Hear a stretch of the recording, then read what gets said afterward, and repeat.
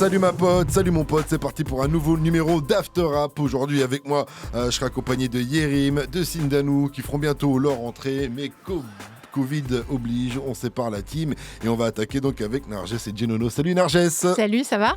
Ça me fait plaisir de t'avoir avec moi pour ce nouveau numéro d'After Rap et Genono qui est là aussi. Salut tout le monde. Salut. Aujourd'hui on va parler des sorties donc de ce vendredi, des sorties rap français de ce vendredi 6 novembre. On va parler de Enfants de pauvres, de l'album de Dean Burbigo, Cercle Vertueux, son deuxième album. Medine qui a sorti son 7e album aussi, c'est un événement, on en parlera. On va revenir sur Rue de Madrid de COR et la sorti son premier album ce vendredi également. Et on va attaquer d'abord avec No Name qui a sorti Big Panda. Voilà, sa première mixtape 10 titres. Ça nous a bien fait bouncer. On va en reparler juste après ce son avec Kelargo justement en featuring avec lui. C'est important. C'est important. Le morceau s'appelle Train de vie et c'est donc extrait de Big Panda. Restez connectés. Vous êtes sur Move, c'est After Rap et avec moi, Narges et Gino. After Rap. Alors No Name, rappeur de la génération 2000, il a commencé à balancer ses premiers freestyles il y a une pige à peu près et très vite il a signé chez Universal via le label Capitol avec sa structure Mauvais Mélange. Et en mars là dernier, ça a commencé à buzzer pour lui grâce à son freestyle Bendo. Petit ça vend des blocs, des crocs, faut pas chauffer quand y'a mon gang, t'es conne. T'as fait du star, t'es haut, je fais pas l'ancien mon gars, on sait que t'es cool. Voilà, 1,5 million de vues déjà pour ce clip. Et là, le MC de Malakoff dans les Hauts-de-Seine arrive avec sa première mixtape, donc Big Panda. Le premier extrait s'appelle SLT, Salut, et il est sorti début octobre. Petit extrait. J'ai de la monnaie, un bon petit moment que je suis plus chez la daronne, Nico, je le sais que mes sons tu les connais. Écoute ça. Voilà. Et le deuxième extrait, c'est le morceau Train de vie là qu'on vient d'écouter avec Kelargo. Voilà.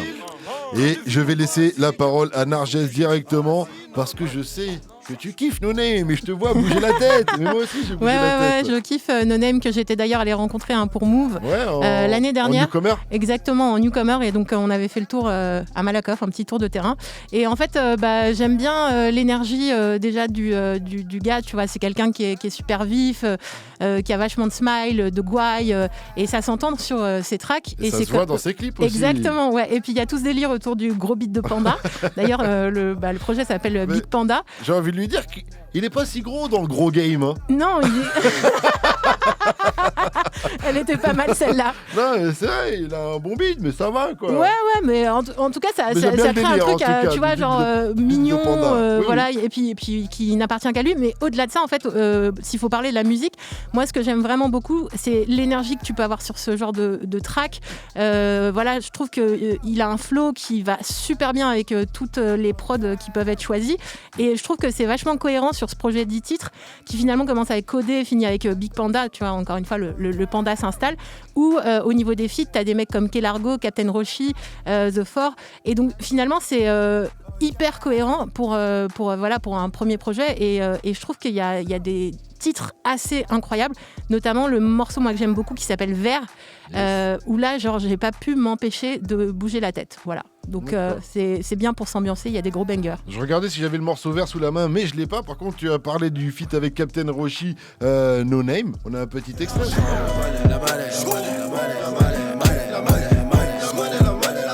Et on parlait du feat avec The Four, donc de 13 blocs, c'est finir. Extrait. On pour la réussite et on fait ton échec plus tard. Je suis avec Boy, ça jette l'œil fort. Voilà, comme tu disais, ça fait bouncer en tout cas. Franchement, t'es obligé de bouger la tête avec ces 10 titres, 10 bastos. Et voilà, quand tu parlais des filles, je trouve que ça, il a pris tous les gars qu'il fallait, quoi. Avec Captain Roshi, Kelargo, The Four, et il a des bons feats pour faire bouncer tout ça. Ouais. On va voir si Genono il bounce aussi. Déjà, je suis content d'entendre The Four parce que c'est vrai que quand les rappeurs vont chercher un membre de 13 blocs, en général, c'est soit Z, soit Stavo. Donc là, ça fait plaisir d'avoir un peu une autre force de 13 blocs qui vient un peu prêter main forte à No Name. Après, ce projet-là de No Name, c'est un rappeur qui est en début de carrière, tout n'est pas parfait, mais il faut aussi être un petit peu indulgent. Pour moi, c'est un projet qui a un petit peu soit les qualités de ses défauts, soit les défauts de ses qualités selon le point de vue, dans le sens où c'est un projet qui est vraiment, comme l'a dit Narges, plein d'énergie, qui est vraiment fait pour bouger la tête, pour t'ambiancer. Et en fait, si tu vas dans cette optique-là et que tu l'écoutes en te disant je vais m'amuser, je vais comme tu le dis, je vais bouncer, même si c'est une expression qui a 20 ans. Mais si tu vas dans cette optique-là, ça fonctionne super bien. Après, si tu cherches autre chose, effectivement, ça peut être un petit peu limité. Mais voilà, il a quand même des phases marrantes. À un moment, il dit par exemple, je vais menacer tes parents, tu vois, au lieu d'aller sur une agression directe, il va chercher un petit peu plus loin. Donc c'est la façon dont c'est amené, c'est un petit peu marrant. Et puis on sent que c'est quelqu'un qui a beaucoup d'autodérision, ne serait-ce que par le titre de Big Panda. Voilà, il expliquait en interview que c'était par rapport à son physique de non sportif et que voilà, il en jouait beaucoup.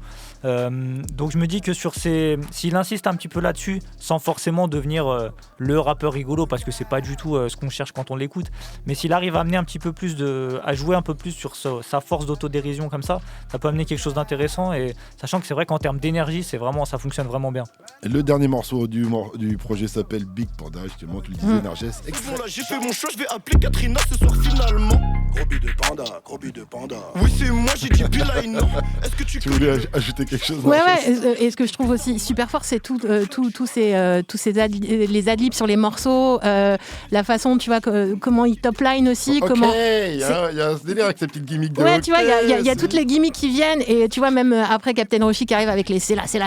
Tu vois, donc, et tout ça s'harmonise tellement bien que, enfin, très honnêtement, j'ai peut-être moins écouté les paroles, mais en fait, l'énergie, encore une fois. Non, mais pour un premier projet trap comme ça, trap de moi je trouve ça trop bien. Voilà, je kiffe. Voilà, bonne dynamique en fait. Ouais, c'est ça. Voilà. À n'importe quel âge vous allez bouncer, j'ai envie exactement de vous dire. Allez, restez connectés, on va poursuivre avec COR. After Rap. Jusqu'à 20h. Move. After Rap. COR est un rappeur âgé de 25 ans d'origine algérienne qui vient d'Aulnay-sous-Bois dans le 93 et plus précisément du quartier des Emmaüs. Et il s'est fait connaître en 2018 à travers sa série de freestyle Ouinge qui a commencé par le premier Ouinge. Bon, je crois qu'il s'est arrêté au 9e Ouinge, voilà. Et en 2019... Contrairement à ce franc. Et il y a le 6e avec Timal, il me semble, qui avait bien pété. Aussi, ouais. Effectivement, t'as raison de le préciser. Et en 2019, il faisait partie de la liste des 11 rappeurs à suivre de Bouscapé. Et la même année, il a signé sur le label Def Jam Recording. Coïncidence, si Fif était là, il dirait non, forcément. Voilà. Et aujourd'hui, il arrive avec son premier album, Rue de Madrid. Je crois que c'est le nom de sa rue, à Aulnay-sous-Bois. C'est ça. Voilà, et dessus, on retrouve des feats de Fianso, 13 Blocs, DAUZI, GLK et Goulag. Le premier extrait, c'était La Cité, un morceau plus open, on va dire. J'aime trop la cité, ouais. J'aime trop la cité, ouais. J'aime trop la cité. Le deuxième extrait, c'était Clio. J'ai pas changé, je vais toujours au studio en Clio. En bas du bâtiment, c'est moi. Et le troisième et dernier extrait qui vient de sortir, c'est Jamais Vu avec 13.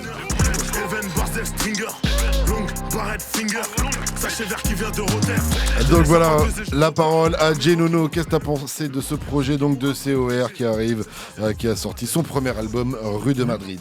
Alors je suis partagé.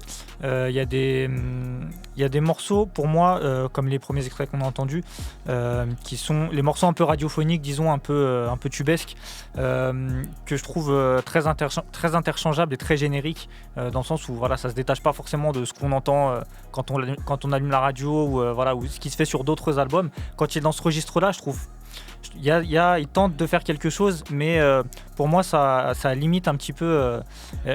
Il a des limites là-dessus, et notamment en termes de personnalité, on la ressent beaucoup moins sur ce type de morceaux, et je trouve ça un petit peu dommage.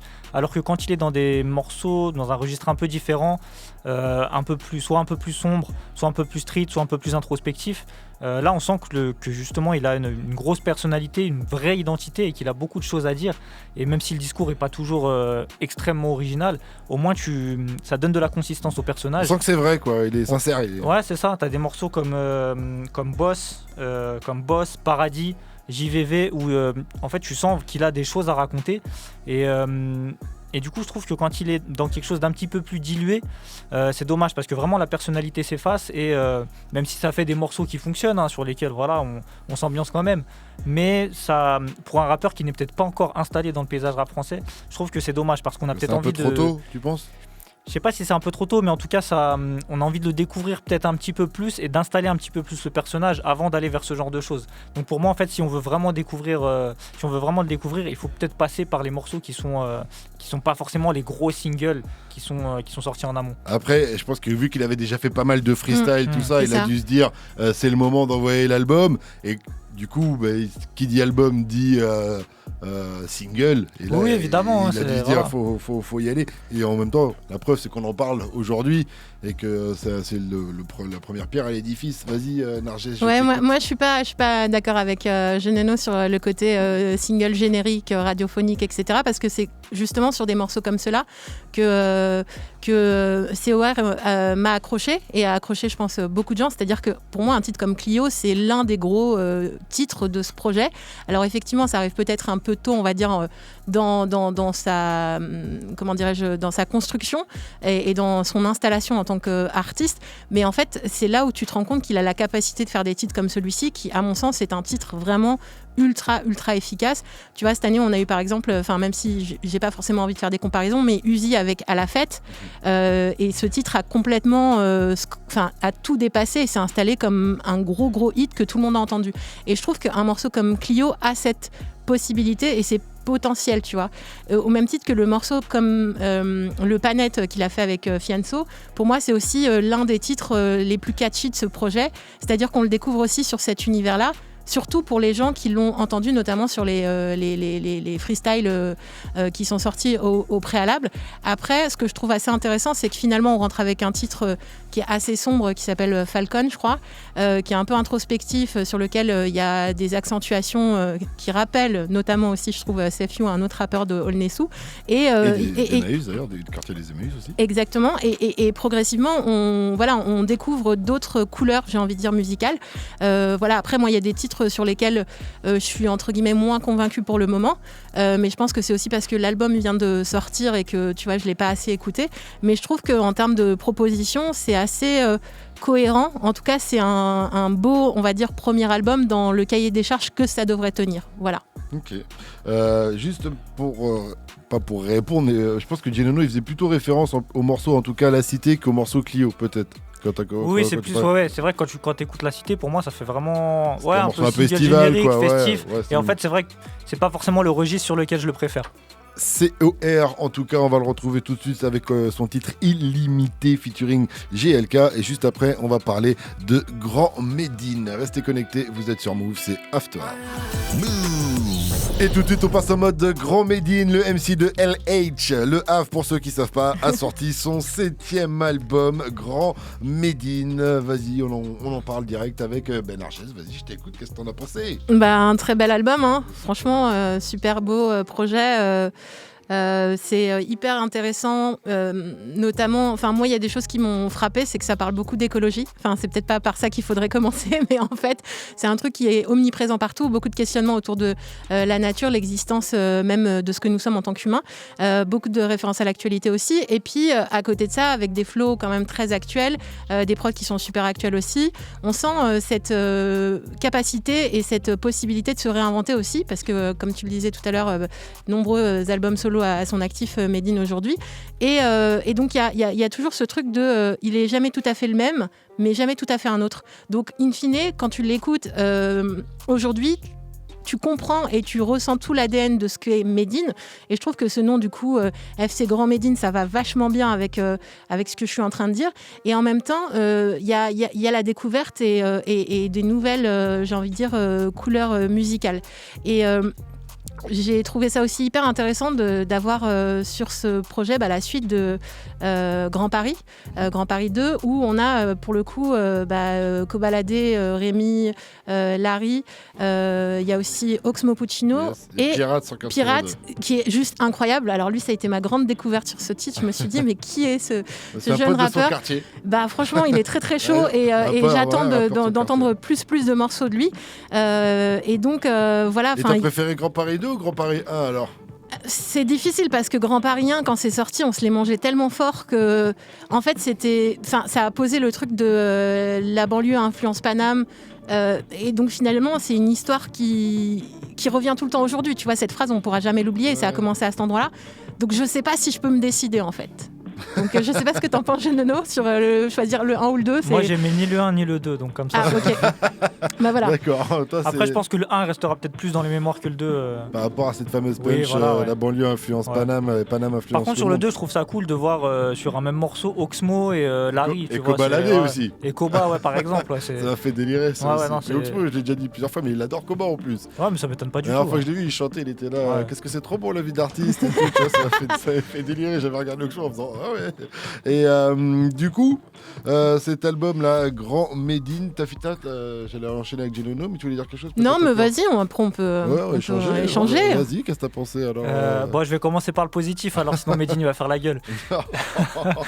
Non, je trouve qu'il y a quand même de très bonnes choses. Il y a notamment un morceau qui s'appelle God Complex que personnellement j'ai beaucoup aimé parce que dedans Medine interroge un petit peu sa foi et interroge son rapport à la religion et se permet même de la critique qui est plus envers les religieux qu'envers la religion en elle-même.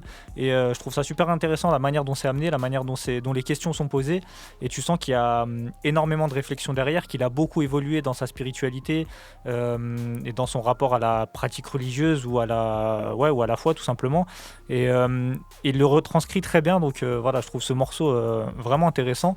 Après il y a sur l'ensemble de l'album quand il est sur ce type de registre où il reste sur des bases rappées comme ce morceau, même si tu as une mise à jour en termes de sonorité, de flow, où il va vers des choses toujours un peu plus modernes.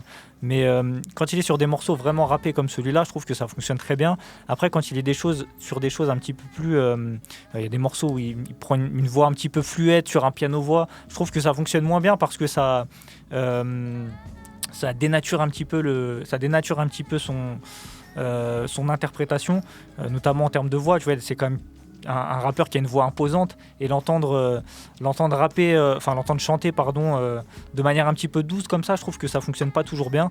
Mais après voilà, pour moi il y a un petit peu de tri à faire dans ce projet là. Je te coupe mais il y a un truc pour Medine, c'est qu'avec cet album, ce 7e album donc, et comme je le disais, je sais pas si je l'ai dit d'ailleurs, c'est qu'il a jamais eu de disque d'or encore dans sa carrière, malgré la grande carrière qu'il a eu. Il a des singles disque d'or mais il n'a pas d'album certifié encore album disque d'or et donc il s'en cache pas, il dit avec cet album il souhaite vraiment décrocher le disque d'or à l'ère du stream. Je pense que ça sera faisable pour lui, mais du coup il a quand même tenté un album je pense plus ouvert en gardant son ADN. Donc est-ce que c'est réussi selon toi? Pour moi c'est réussi sur certains morceaux, sur d'autres c'est plus des tentatives qui, je pense, qui vont fonctionner, qui avec moi ne fonctionnent pas parce que je suis toujours relou. Ouais. Mais je pense après, c'est une histoire de comment tu reçois les morceaux. Oui, en fait, c'est ça, comment tu aimes Medine. Je pense qu'il y a aussi cette idée, peut-être chez toi, Genono, où tu l'aimes quand c'est des textes rappés avec peut-être moins ce côté justement chanté. Et le côté chanté va sans doute. En fait, c'est ça qui est intéressant aussi, c'est que ça peut séduire des gens qui n'écoutent pas nécessairement. Medine et donc du coup ça montre aussi, tu vois, les pluralités du rappeur aujourd'hui qui peuvent correspondre sur tel ou tel titre à des gens qui sont très différents. Il y a un titre dont tu voulais parler, je crois, c'est Quartier VIP, petit extrait. Mais finalement j'ai rien trouvé, à part les problèmes de la rue, réglés sans aucune génie. Voilà, Medine, Sosomanes, donc quand vous aurez reconnu. Je trouve que c'est une super configuration. Franchement, sur le papier, tu vois les deux noms, tu te dis déjà ça va donner quelque chose d'assez incroyable. Et je trouve que c'est un titre vraiment très réussi.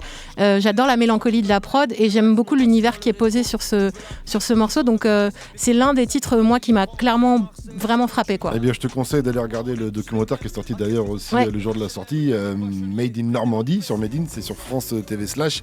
Et il y a des images de Medine et Sosomanes en studio. Tu vois qu'ils se sont bien pris la tête sur la musique, sur la son, sur la prod, sur les flows. Mais en vrai, quand tu écoutes tout l'album, tu te dis qu'il doit se prendre la tête, tu sais, pour poser chacune. Sur chaque détail, chaque note. Chaque ligne compte, quoi. Et tout est tellement, tu vois, en plus, il a une écriture en miroir. Donc, en fait, quand tu regardes ces lignes, elles peuvent vouloir dire plein de choses en même temps. C'est très presque cubique, tu vois. Tu vas regarder le truc et tu vas le regarder d'une première façon. Et ensuite, si tu tournes un peu, et tu vas le voir autrement. Et c'est ça qui est aussi super intéressant dans cette écriture-là, quoi. En tout cas, moi j'ai franchement bien aimé ce tournant un peu de Medine. Je trouve qu'il est plutôt assez réussi au niveau il y a des singles, il y a des trucs, donc franchement, et ça serait vraiment mérité, je trouve, pour lui, pour sa carrière, pour tout ce qu'il a apporté au rap français, parce que il dit aussi dans l'album qu'avec 15 ans de carrière, pour lui, il n'a pas besoin vraiment de disque d'or aussi. C'est ça. Est-ce qu'il en a besoin, franchement Mais après, il dit ça fait toujours plaisir. Oui, c'est sûr. Tu vois, c'est pour la certification. En fait, pour moi, il a rien à prouver en fait. Avec tout ce qu'il a fait avant, avec sa discographie, il a quand même sorti des morceaux qui sont considérés comme des classiques. Donc, Et pour ceux qui apprécient Medine, il y a le concept donc Grand Paris qu'on retrouve avec Grand Paris 2, mais il y a aussi le concept Enfant du Destin avec le morceau Sarah. Et là, il revient sur l'histoire des Ouïghours. Et en plus, celui-ci, ça doit être le 8e ou 9e, je crois, Enfant du Destin, parce que c'est toute une série. Après, à chaque fois, il reprend des enfants. Des histoires des enfants des histoires d'enfants qui ont eu des destins tragiques, voilà, souvent en guerre ou ce genre de choses. Et celui-ci, il n'a pas ce côté cours ou prof d'histoire, tu vois ce que je veux dire ? Oui, parce que tu sens qu'il est ancré dans une certaine actu et qu'il est empli d'une certaine colère aussi vis-à-vis de ce qui se passe. Et, c'est un storytelling, hein, t'es pris dedans, mais... Mais oui, il revient pas sur quelque chose qui s'est passé il y a... Il joue pas sur l'émotion des Ouïghours en ce moment, enfin, tu vois, je sais pas comment dire, mais je trouvais qu'il était plutôt réussi. Après, ça veut pas dire que l'autre n'était pas réussi, mais celui-ci, en tout cas, par rapport à l'actu et tout ça, il est vraiment cool. Bon, ben, ça va être le moment de se laisser, les amis, puisqu'on va retrouver la deuxième partie de l'équipe, Yérim et Sindanou, qui vont venir aussi nous donner leur avis sur cet album de Medine. Je vous dis à la prochaine. À bientôt. À bientôt dans After Rap. Restez connectés. On poursuit avec le son de Medine Grand Paris 2 tout de suite sur Move. Mettez-vous bien. After Rap. Et voilà, le changement de team a été effectué et il est temps pour moi d'accueillir donc Sindanou et Yérim dans la maison. Salut Sin, ça va ou quoi ? Très bien, et toi ? Tranquille, ça me fait plaisir de te voir. Et bien sûr, Yérim est là aussi. Salut Yérim. Tranquille. Ça va bien. Donc dans un instant, on va dire un petit mot avant la fin de l'émission sur le nouveau B2O. Bien sûr, on va parler également de Enfant de Pauvre qui a sorti sa première mixtape. EDP saison 1, on va venir aussi parler de Cercle Vertueux, l'album de Dean Burbigo, son deuxième album. Mais tout de suite on continue en mode Medine. Vous allez nous dire ce que vous en avez pensé. On attaque par toi, Sindanou. Écoute, moi j'ai aimé. Bon après, je suis pas très objectif parce que j'aime beaucoup sa musique depuis le début. Mais pour le coup, j'allais dire l'évolution, mais le renouvellement de Medine, c'est quand même impressionnant. Tu l'as connu à ses débuts, et ce qu'il est devenu, c'est vraiment très bien, et tu sens que c'est pas poussif. Je trouve qu'il met plus en avant sa vraie personnalité, et c'est d'ailleurs ce qu'il met dans l'intro de son album. Tu vois, quand il dit « Oublie la politique, le public s'en fout de ce que tu penses, ce qui t'intéresse, c'est toi ». Et c'est vraiment ça. On sent ce qu'on voit dans ses réseaux sociaux. Moi, j'ai eu l'occasion de l'interviewer quelques fois. C'est quelqu'un de détendu, cool, qui aime bien blaguer, et tu ressens ça dans sa musique. Mais de l'autre côté, c'est pas un changement à 180 degrés. Il a toujours il continue sa série Enfant du Destin. Il y a le morceau Voltaire qui est très bien écrit. Mais maintenant, il arrive à faire le Voltaire, morceau d'actualité. Hein. Il parle de liberté d'expression. Exactement. On a un petit extrait de Voltaire d'ailleurs. Ah bah, allons-y.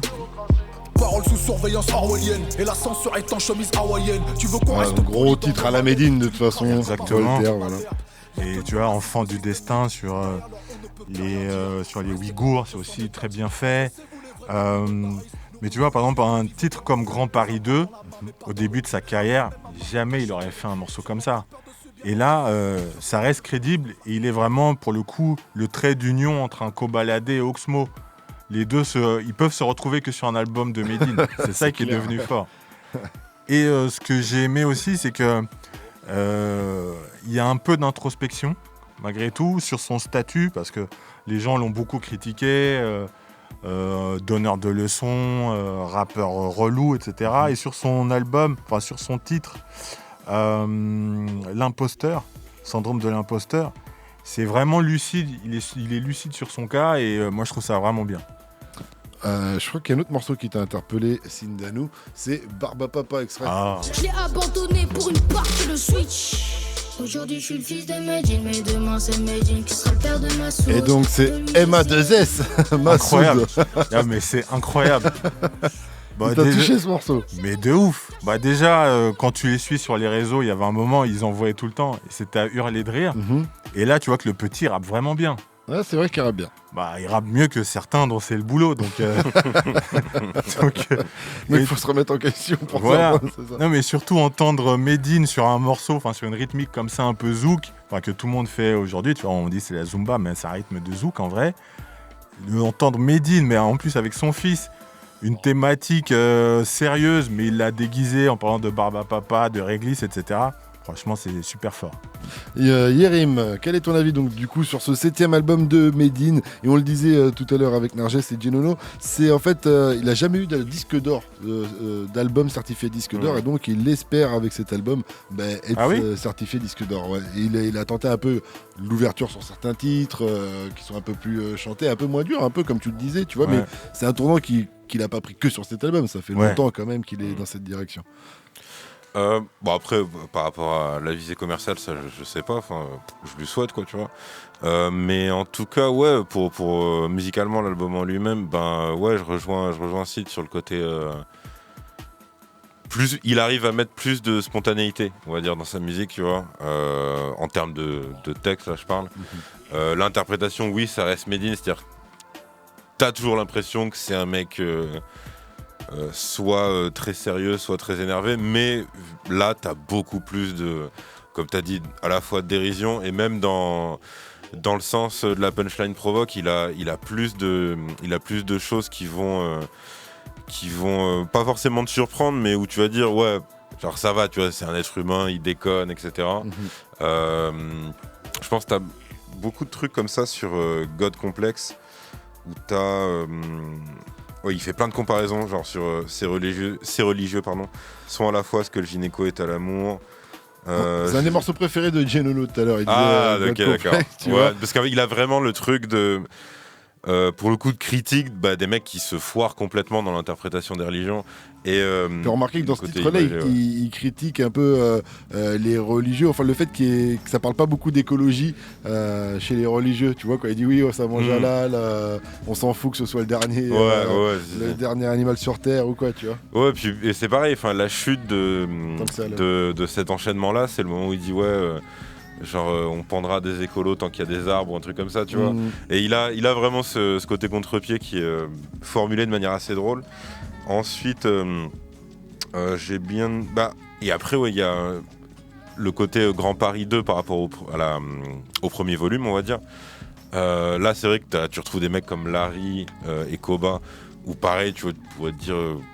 c'est compliqué de les voir entre Medine et Oxmo Puccino, et en fait non, et c'est super assumé, c'est-à-dire que quand t'as Koba qui reprend la phase, qui fait le 9 à influence Paname, tu vois, un truc comme ça, cette espèce de transmission improbable entre les deux qui se passe.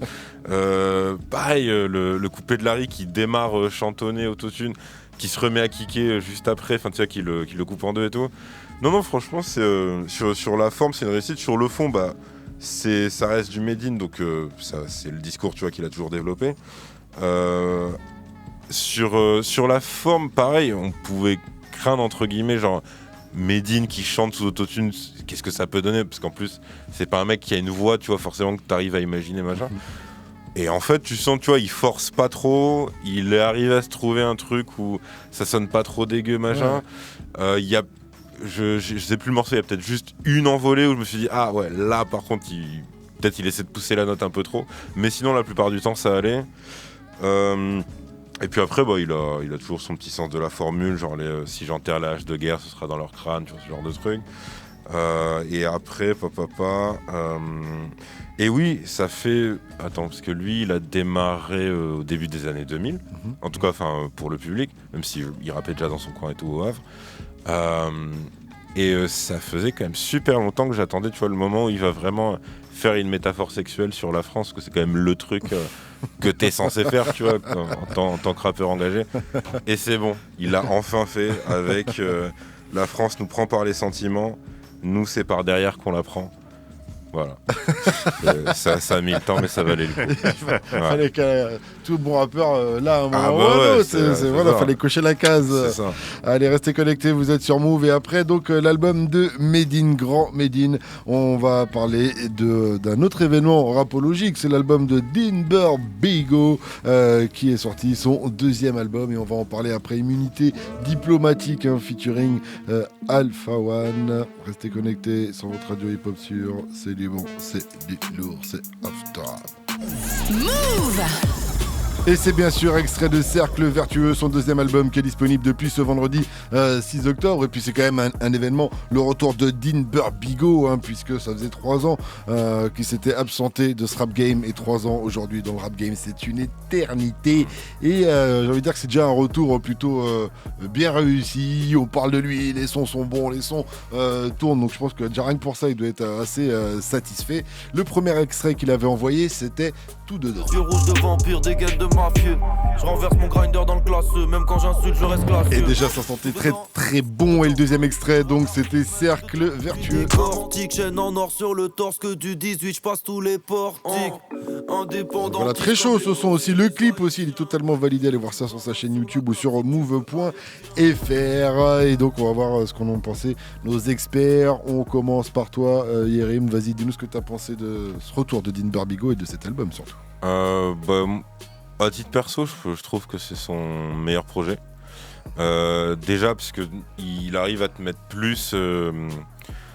C'est qu'on va dire, mais en fait, ça va être le même truc que Medine, c'est-à-dire qu'il arrive à te faire, en tout cas, mieux ressentir sa spontanéité dans sa manière de poser et tout. Après, il va aussi avoir ce. Alors, lui, c'est compliqué parce qu'il a vraiment démarré avec une voix très, très, très forcée. Et donc c'était un peu ce truc de désapprendre à poser comme ça petit à petit. Là il a encore des intonations où tu fais tu sais ça, c'est genre le nan, tu vois la dernière syllabe qui est vachement appuyée. J'ai vu sur les réseaux qu'il y en avait qui se posaient même la question pour s'il avait changé de timbre un peu dans ce projet. Ouais, sur certains morceaux il a changé de timbre. Ouais, pour moi c'est qu'il se force moins en fait. Tout simplement. Parce que tu vois, il va pas remuer à son âge ou démuer machin. Donc je pense qu'il a juste une voix de base qui est la sienne. Mais que il force avait, moi. Ouais, il avait ce truc de poser d'une certaine manière. Et là, petit à petit, il est un peu plus détente en fait. Yes.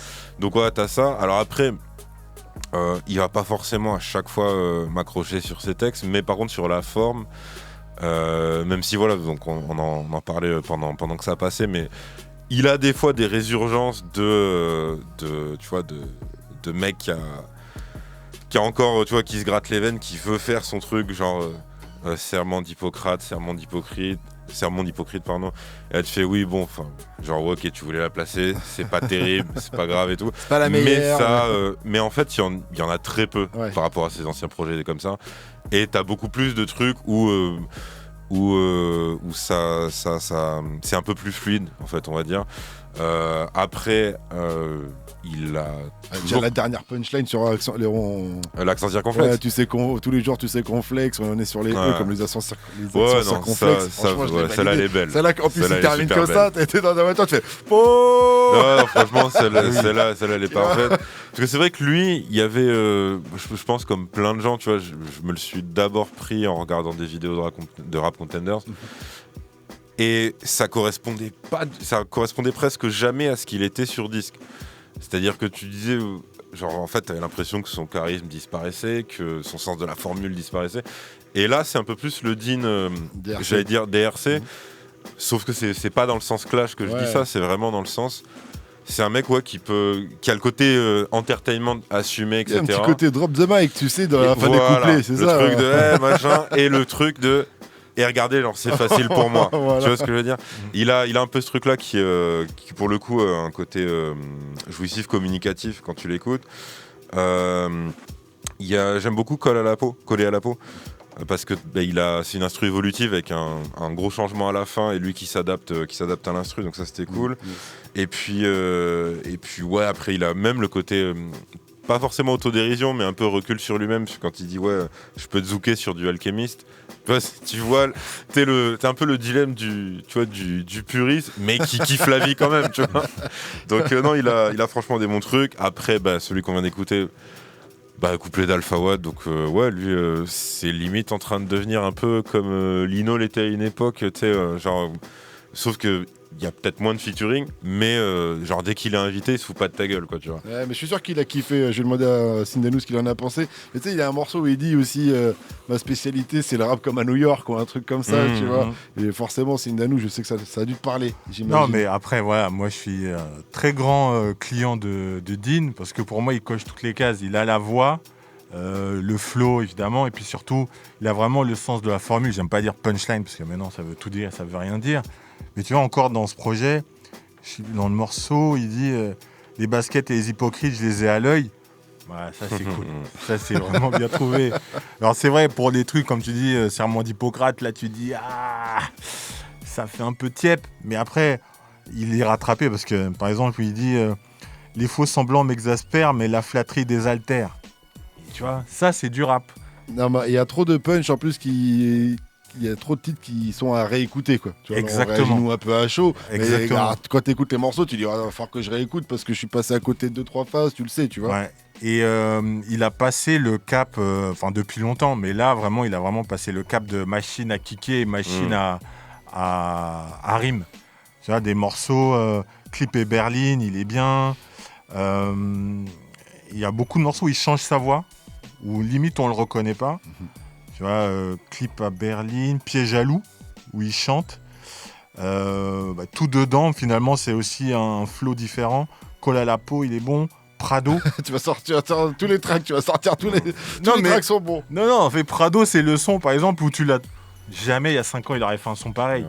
C'est d'actualité. Il y a 5 ans, il aurait été lui-même concerné par la phase aucune expression faciale, Steven Seagal. Alors que là, il peut s'en amuser. Exactement. Non, mais c'est super bien. Après, j'ai pas vu les crédits, mais les prods sont vraiment bien. Ouais. Alors, je sais pas qui a très fait... bon choix de prod. Ouais, les prods sont vraiment réussis. Donc, Bon, vous le conseillez en tout cas à tout le monde d'aller jeter une oreille sur ce projet. Tu voulais ajouter quelque chose, Yann ? Ouais, j'aime beaucoup quand même le truc sur... à un moment, il fait rimer, je sais pas quoi, comme un Queutard à Zara. Il fait rimer ça avec compteur à zéro. Ouais, celle-là, elle est quand même très belle à l'oreille. Et après, à titre personnel, j'aime bien quand il dit... Attends... Je vois, en tout cas, pour parler des prods, je vois qu'il y a pas mal de prods d'astronautes. Voilà. Ouais. De Enzo également. Ok. Pour quelques bases. Et puis, il se livre, entre guillemets, parce que tu vois... Sur savoir-faire. Exactement. Et même sur le côté business, tu vois, on se demandait mais pourquoi il est parti, ça fait 3 ans. Tu vois, quand il dit je détiens mes masters, etc. Il explique entre guillemets le business de la musique. Il explique bien, c'est vrai qu'il y en a, ils ont dû prendre des notes, je suis sûr. Ouais. Possédez vos masters, les gars.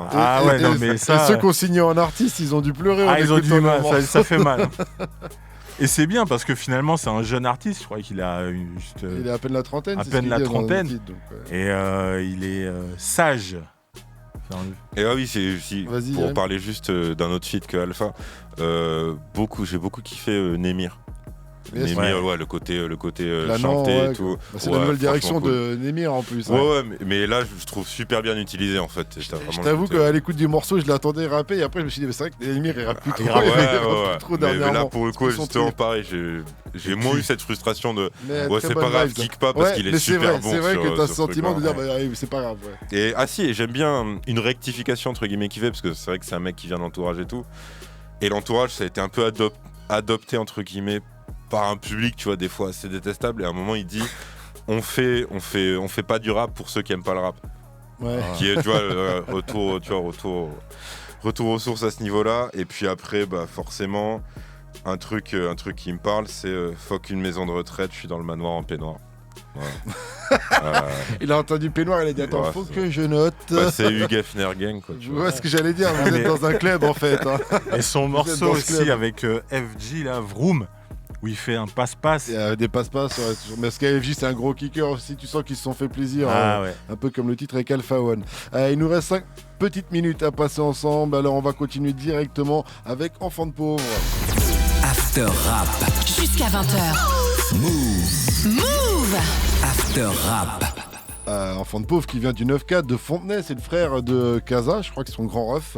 Voilà. Et donc il a sorti son premier projet qui s'appelle EDP saison 1. Le premier extrait c'était ADAF, ADAAF, comme avec des armes à feu. On va régler ça avec des armes à feu. Tu cherches du mal à frère. Et le deuxième extrait c'est 10. Je viendrai dur de se ranger le quartier, tout le monde veut te manger, danger quand t'as le blé te va te venger. Alors très rapidement, parce qu'il nous reste vraiment 3 minutes à passer ensemble, Enfant de pauvre. Honnêtement, pour moi c'était une bonne semaine parce que t'avais 2 mecs qui étaient un peu chiants qui sont devenus pas chiants, et là t'as un mec que je connaissais pas du tout. C'est plutôt une bonne découverte, tu vois, pour un premier projet officiel en tout cas. C'est clair que ça va pas être, ça révolutionne rien, c'est pas original tout ça, mais il a des moments où déjà je trouve que, je sais pas comment il bosse, si c'est top-liné ou quoi, il a quand même, tu vois, si c'est lui en tout cas, un bon sens de la mélodie, et si c'est pas lui c'est pas grave, ça donne des bons morceaux final. Les trucs que j'ai retenus c'est surtout plus Là-haut et jamais, parce que je trouve pareil, il se cale super bien sur les instrus, et sur Shoot, alors il y a marqué interlude entre parenthèses, bon, c'est un morceau qui dure plus de 4 minutes, et c'est le meilleur du truc, donc c'est juste un bon délire. Il chante tout le long du EP? Non, il chante pas tout le long. Il chante pas tout le long. Il chante parfois, mais ça kick un peu. Après, oui, par contre, c'est pas du tout le kicker de l'année ou quoi que ce soit. Mais tu sens que c'est bien bossé en tout cas. Je sais pas combien de temps ça lui a pris pour le faire, mais il a vraiment ce truc-là. Et par exemple, l'instru de Shoot, qui est classique, hein, c'est une boucle de piano. Hein. Mais ça sonne pas cheap, c'est pas dégueu à entendre, etc. Et alors après, faudrait vraiment lui demander, parce que sur un de ses couplets, sur Maléfice, j'ai le même souci qu'à l'ancienne, sur un couplet de Gros Dash qui était en feat avec Nak, c'est qu'il dit et ceux qui ragent que je shine comme si j'avais serré Shai. Et je sais pas s'il dit comme si j'avais serré Shai ou Shaim en fait. Et j'aimerais savoir, parce que ça marche dans les deux, mais voilà. Il faut que tu envoies l'info s'il te plaît, Enfant de pauvre. Voilà. Très rapidement, signe sur Enfant de pauvre, t'as un petit mot à dire. T'as kiffé déjà? J'ai kiffé, après, il n'y a rien qui ressort pour moi. Voilà, c'est propre, c'est bien produit en effet. Il a pour le coup vraiment le sens de la mélodie, mais il n'y a aucun moment où je me suis dit non, il faut que je remette au début pour bien capter. Donc ça s'écoute. Voilà. D'accord. En tout cas, c'est vrai que les textes, tu vas pas avoir des phases, à part celles que je viens de citer. Mais sinon, oui, ça va pas être ça son point fort. Et visuellement, j'aime bien ces clips. Ils sont simples, ils sont un petit peu basiques. Le truc en épisode voiture, tout ça. Je trouve qu'il y a de l'idée. Tu sens qu'il n'y a pas beaucoup de budget, mais qu'il y a de l'idée et tout ça. Et que voilà, en tout cas, les voir ça. Il faut qu'il prenne l'argent de son petit frère maintenant. C'est bon, il y a le budget, ça va. J'avoue. Merci à vous, messieurs. En tout cas, je vous donne rendez-vous la semaine prochaine. Ah non, petit extrait quand même de B2O 5G. Dites une petite réaction sur ce nouveau son de B2O. Vous avez aimé, vous avez pas aimé? On a vraiment 1 minute. Je l'ai écouté 2 fois. Ça va, il est bon. Il est bon? Pour toi, il est bon? Mais c'est... Non, mais pour moi, il est bon. Mais oui. Vas-y, on a le son derrière. Tu veux t'arrêter là, Sine? Non, c'est du bon taf. Après, c'est un pro, tu vois. C'est du bon booba, quoi. Pour moi, ça fait un peu PGP 2.0, mais je sais pas, il y a un côté un peu feignasse, je trouve. Moi, j'ai kiffé le Somor, j'ai été voir sur les réseaux, j'ai vu que les gens, ils avaient pas l'impression d'avoir kiffé spécialement, j'étais étonné. C'est parce que c'est entre les deux, c'est pas vraiment chanté et c'est pas kické, énervé. Donc du coup, je pense que... Il n'y a pas des phases de ouf en fait. Alors que Booba, tu l'attends aussi pour ça quand même. Ah, quand même. En tout cas, le morceau de Booba s'appelle 5G. C'est le premier extrait de Ultra. On verra ce que va nous apporter la suite. Merci à vous, messieurs. Je vous donne rendez-vous la semaine prochaine pour un nouveau numéro d'After Rap. Move Radio, Hip Hop Nation.